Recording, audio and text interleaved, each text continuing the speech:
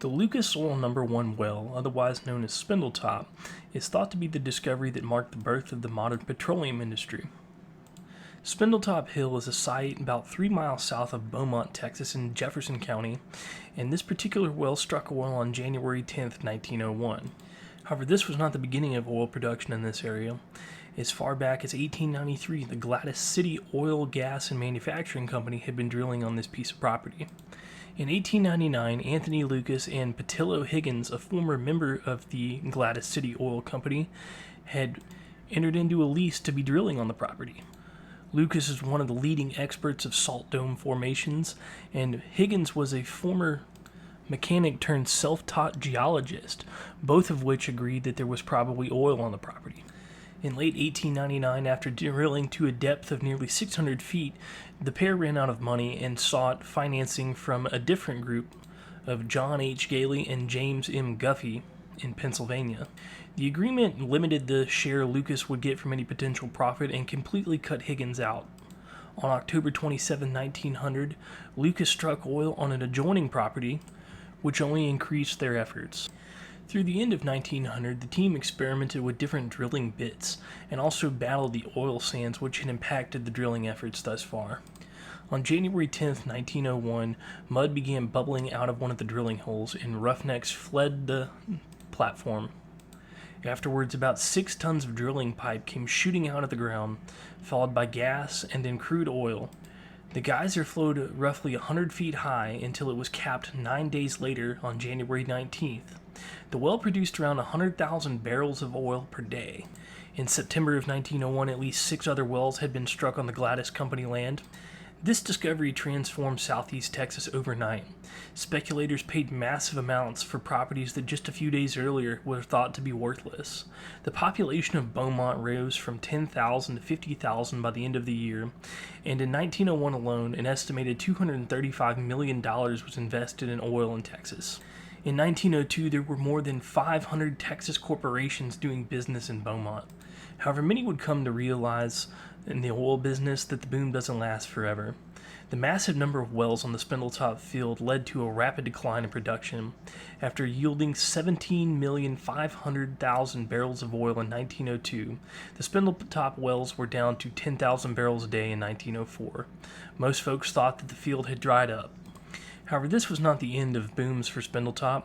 In the mid-1920s, the field would boom again under the Yount Lee Oil Company that drilled the flanks of the salt dome and set off another speculative boom.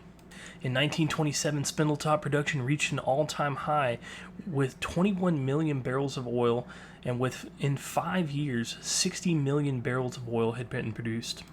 By 1985, more than 153 million barrels of oil had been produced from the Spindletop field. And in the 1950s, there was also another boom that dealt with the production of sulfur in this area. So we'll go ahead and take a look back. This is 1938. The marker we have here is the exact location of the Lucas Oil No. 1 well, and you can see by this point in time the number of oil facilities in this area is just absolutely amazing. And 1985,